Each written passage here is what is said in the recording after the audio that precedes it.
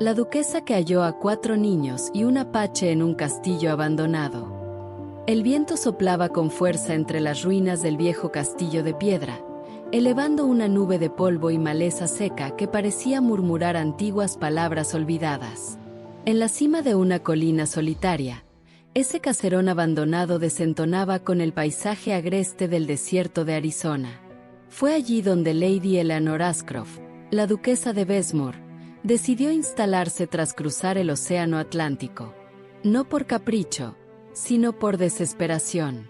Después de la muerte de su esposo y su pequeño hijo en un incendio del que apenas escapó con vida, Lady Eleanor huyó de la compasión silenciosa de la nobleza británica, del eco de los pasillos de su mansión y del vacío ineludible de su corazón. Lo vendió todo. Compró el título de unas tierras lejanas, y tomó un tren, un caballo y luego un carruaje hasta aquel rincón olvidado del mundo. El castillo, decían, era una antigua construcción minera española convertida en fuerte militar, y luego abandonada. A ella le pareció perfecto. Silencio, piedra, distancia. La primera noche la pasó sola, con los ecos de sus pasos resonando entre muros desnudos. Pero ya la segunda noche, no fue así. Escuchó pasos, rápidos, pequeños, ruidos en el granero anexo. Eleanor, con una lámpara en mano, salió en camisón y botas. La luz temblaba entre las grietas. Y entonces los vio. 4 pares de ojos, fijos, asustados y sucios. 4 niños. Noah, el mayor, se plantó delante de los otros como un lobo flaco defendiendo su camada. «No queremos robar, solo dormir», dijo con la voz ronca del que ya conoce el rechazo. Lila abrazaba una muñeca hecha con trapos. Ezra tenía una piedra en la mano, listo para lanzarla. Y la más pequeña, de apenas 4 años, lloraba en silencio sin mirar a nadie. Eleanor no dijo nada. Solo dejó la lámpara en el suelo. Se quitó la capa y la tendió hacia ellos. Esa noche, nadie durmió. Ni los niños, que esperaban que los echara. Ni ella, que sentía un temblor en el pecho que no era miedo, sino algo más profundo. Al amanecer, cocinó. Algo sencillo, pero caliente. Ninguno de ellos comía desde hacía días.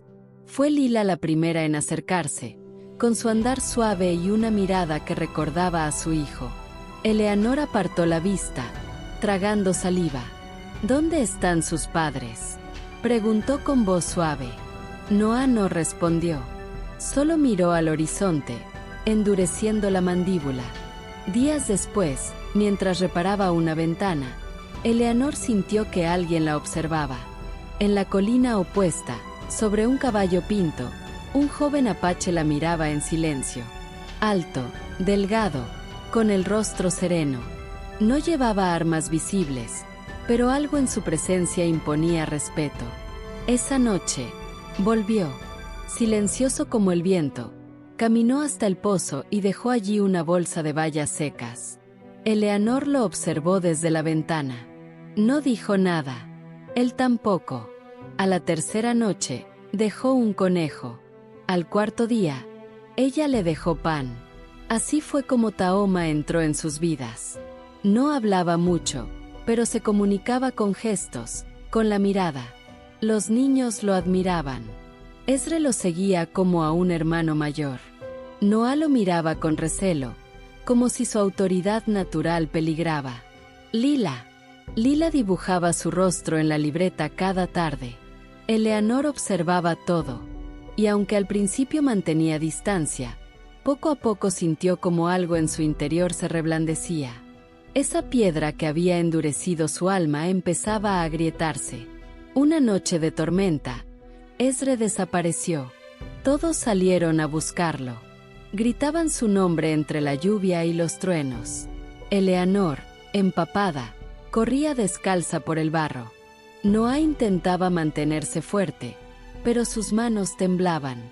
Fue Tahoma quien lo encontró, atrapado entre 2 rocas cerca del acantilado, con la pierna herida.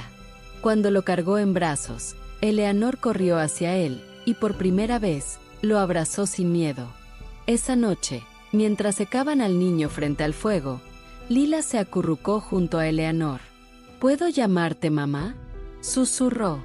El corazón de la duquesa se rompió y se reconstruyó en el mismo instante.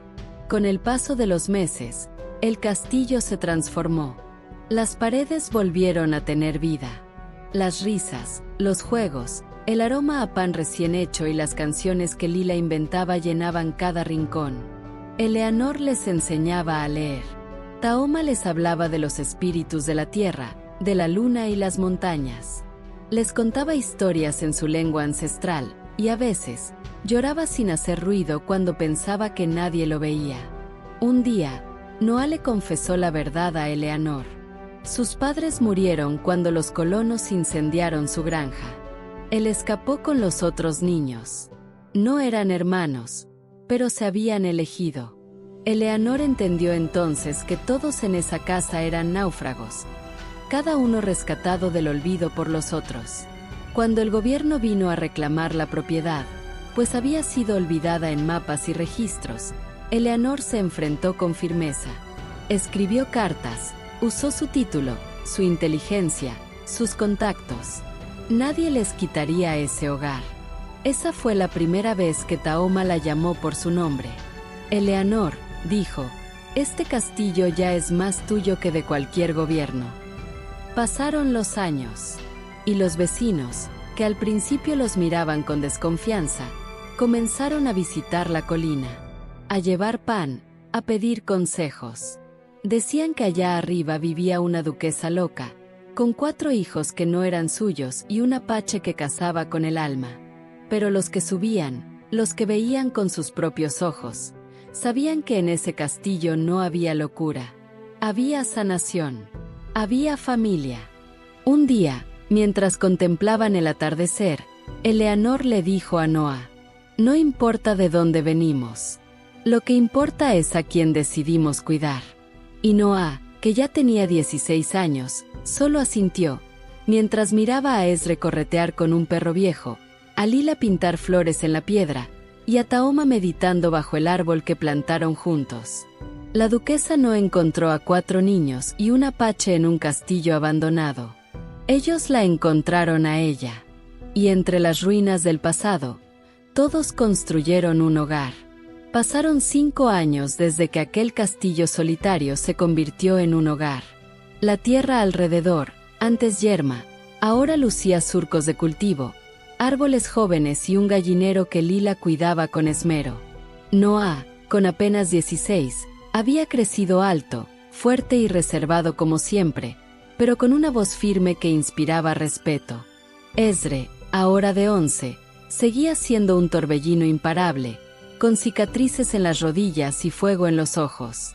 Lila, convertida en una adolescente de 13 años, dibujaba cada rincón del castillo y tenía ya 3 cuadernos llenos de sueños. Taoma, con 22 años, se había vuelto un guardián silencioso del lugar. Salía por días, a veces semanas, y regresaba con noticias, yerbas, mapas. Nunca decía todo lo que sabía, pero su sola presencia tranquilizaba a todos. Y Lady Eleanor, la duquesa de mirada firme y manos laboriosas, había aprendido a reír de nuevo. Tenía canas en las sienes, pero su alma estaba más viva que nunca. Pero todo hogar, tarde o temprano, es puesto a prueba. Una mañana, mientras recogían agua del pozo, un forastero llegó a caballo. Llevaba uniforme del ejército y una actitud que olía a problemas. Pidió hablar con la señora de la casa. Eleanor lo recibió con su habitual cortesía, pero sin ceder terreno. Hay informes de movimientos apaches en esta zona. Reunimos información. Puede ser peligroso. Aquí no hay peligro, respondió Eleanor con voz clara. Solo familia. El hombre la observó con incredulidad. Luego, su mirada se posó en Taoma, que apareció detrás del granero con un rifle en la espalda.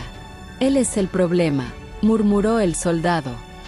No lo quiera cerca de los suyos. Noa, que escuchaba desde la sombra del porche, se adelantó un paso.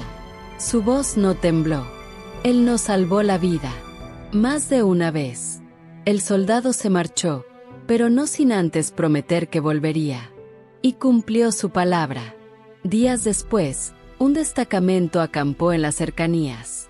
Interrogaban a vecinos, rastreaban pasos, buscaban una excusa para actuar. Una noche, encontraron a un joven apache herido en las montañas. Eleanor y Tahoma lo cuidaron en secreto. Lila lo ayudó con vendas y cantos suaves. Ezra hacía guardia con una honda. Noah vigilaba los caminos. Sabían que ocultarlo era peligroso, pero no hacerlo sería traicionar lo que eran. Al tercer día, los soldados llegaron armados al castillo. Eleanor salió a su encuentro, sola, con las manos a la vista. Su porte seguía siendo el de una duquesa, pero también el de una madre leona.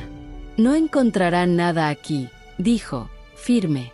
«Entonces no les importará que registremos». Pero antes de que pudieran entrar, Tahoma se adelantó. Con voz pausada, sin levantar armas, les habló en inglés. Les dijo que el joven había huido, que estaba herido, pero no allí. Les pidió que se marcharan. Y cuando el capitán lo amenazó, Tahoma solo sonrió.